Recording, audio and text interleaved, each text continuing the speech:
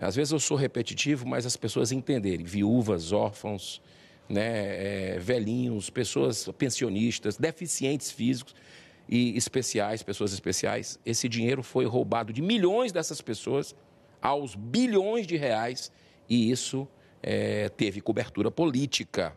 Não é à toa essa blindagem que a gente está vendo aqui. Então, nós vamos chegar, se Deus quiser, em outros atores que estão aí ainda na moita. Essa CPMI, ela é independente, tem um grande senador, o Carlos Viana, que é o nosso presidente, um grande relator, que é o deputado Alfredo Gaspar, independentes.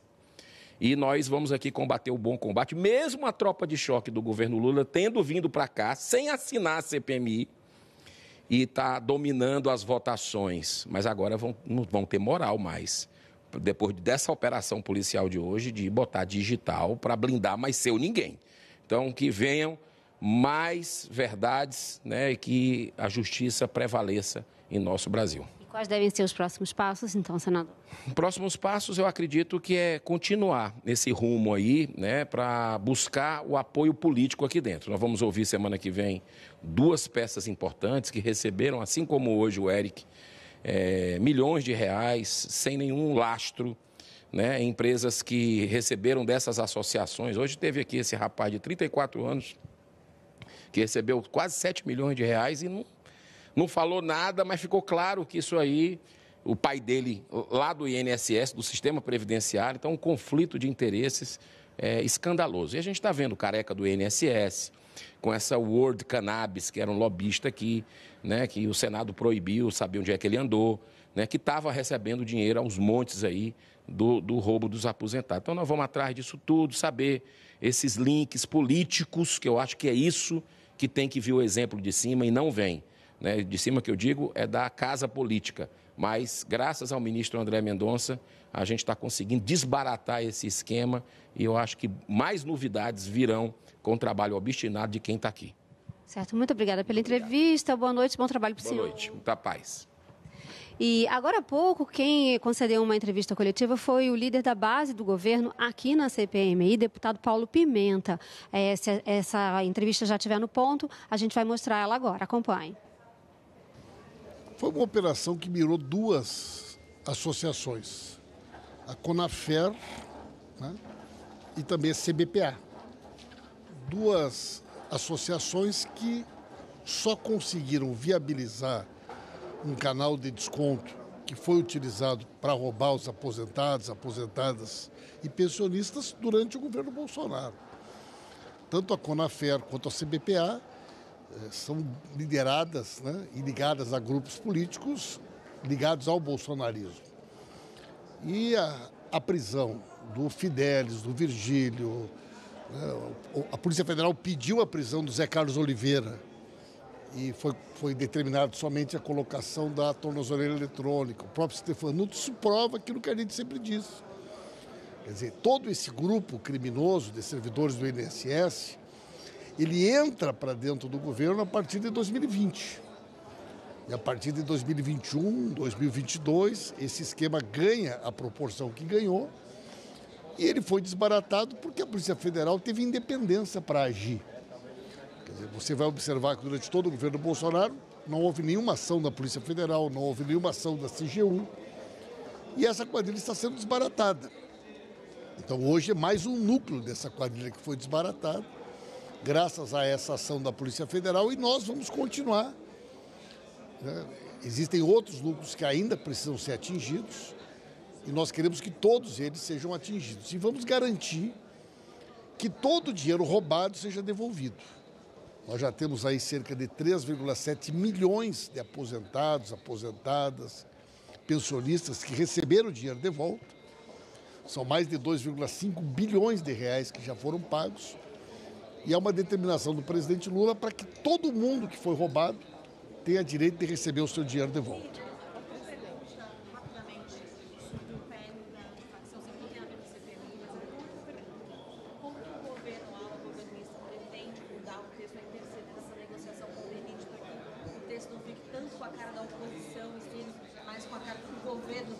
Eu acho que a reação da sociedade, né, no sentido de perceber que o projeto estava sendo transformado num projeto de proteção da impunidade, de tirar prerrogativas da Polícia Federal, de impedir, né, que a Polícia Federal tenha a força necessária para poder combater o crime organizado como hoje combate, a reação da sociedade fez com que a oposição recuasse. É um pouco parecido com a PEC da blindagem, é uma espécie de reedição da PEC da blindagem. E eu não acredito que um texto que tenha esse conteúdo seja aprovado no Congresso. Então ele vai ter que mudar. Se ele tentar reeditar aqui a PEC da blindagem para impedir que investigação de emendas, que investigação de corrupção possa ser feita pela Polícia Federal, esse projeto vai ser derrotado. Obrigada, presidente. E hoje, logo no início da reunião, os parlamentares comentaram a operação da Polícia Federal e também votaram requerimentos. Aprovaram mais de 60 requerimentos. Veja na reportagem que a gente preparou. Parlamentares governistas e oposicionistas comemoraram a operação da Polícia Federal, que cumpriu mais de 60 mandados de busca e apreensão e 10 mandados de prisão em 14 estados e no Distrito Federal. Entre os vários presos, há diversos personagens que os senhores e quem nos assiste em casa conhecem muito bem. Chegaram aqui com habeas corpus, com o direito de ficar em silêncio, arrogantes, dizendo-se que estavam sendo perseguidos, que essa era uma comissão que não dava direitos, não respeitava advogados. Hoje está muito claro que esse núcleo operador do sistema vai ter que responder e está na investigação, no inquérito, e agora está, em boa parte, na cadeia. Outros ainda têm explicações a dar e também serão alvo de operações. Com certeza, hoje é um dia para a gente comemorar. A partir do momento em que a Polícia Federal teve independência para agir, que a CGU teve independência para agir, nós iniciamos um processo nesse país de desbaratar uma quadrilha que tomou de assalto o INSS.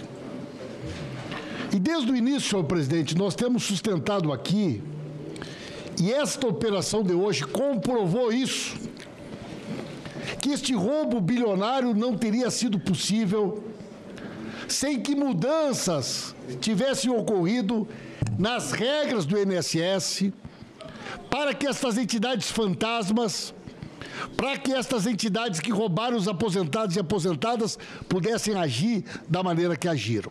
Nós vimos vários presos, não comemoramos prisão.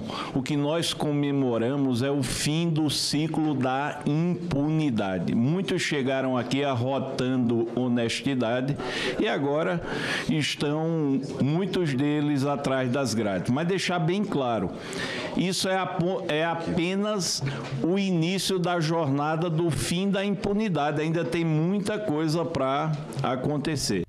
Entre os presos está o ex-presidente do INSS no governo Lula, Alessandro Stefanuto, o ex-ministro do Trabalho e Previdência no governo de Jair Bolsonaro, José Carlos Oliveira, foi alvo de busca e apreensão e será obrigado a usar uma tornozeleira eletrônica. Quase todas as pessoas que foram alvo da operação autorizada pelo ministro André Mendonça, do STF, já prestaram depoimento na CPMI. Existem governos que convivem com a corrupção, existem governos que combatem a corrupção. Agora, ninguém é imune à corrupção.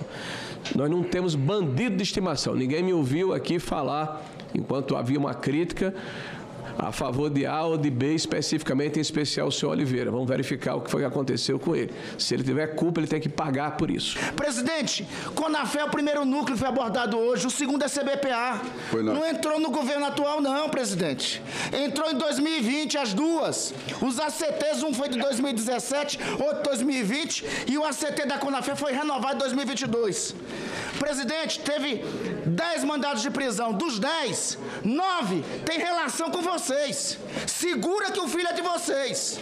Entre eles, o senhor José Carlos de Oliveira, que está com tornozeleira no dia de hoje. Na reunião desta quinta-feira, a comissão também aprovou mais de 60 requerimentos. São novos pedidos de informações, de compartilhamento de documentos, pedidos de prisão preventiva de pessoas que já foram ouvidas pela CPMI, quebras de sigilo de pessoas e empresas suspeitas de envolvimento no esquema de fraudes e novas convocações. O presidente da comissão, senador Carlos Viana, disse que o trabalho da CPMI está numa fase que exige mais paciência. É a montagem de todo esse esquema, de ouvirmos todos aqueles que de alguma forma colaboraram para que a gente possa chegar nos 3 escalões desse escândalo. Primeiro, nós temos o 3º escalão dos operadores e laranjas que desviaram o dinheiro. Esses operadores, eles corromperam os servidores públicos do 2º escalão.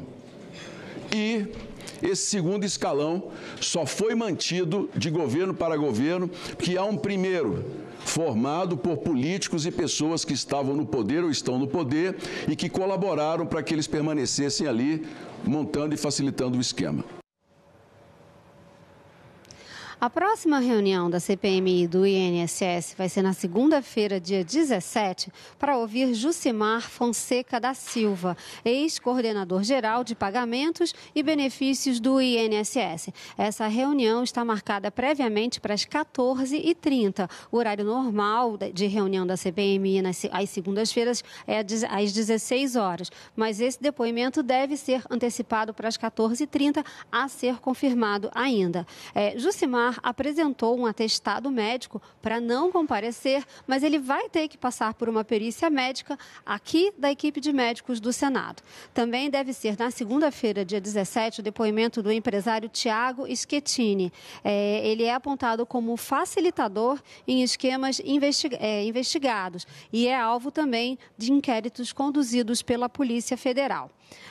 No dia 18, às 10h30, terça-feira, às 10h30, excepcionalmente, semana que vem, por causa do feriado, a CPMI vai se reunir na segunda e na terça. Então, na terça-feira, dia 18, às 10h30, será o depoimento de Cecília Rodrigues, ex-presidente da Associação dos Aposentados e Pensionistas, a APEM, e da AAPB, Associação dos Aposentados e Pensionistas no Brasil. As reuniões da CPMI este ano devem ir até dia 4 de dezembro, sendo que no dia 1º de dezembro será a vez do depoimento de Volney Queiroz, atual ministro da Previdência, e o último depoimento esse ano, no dia 4 de dezembro, será de Aristides Vera, presidente da CONTAG.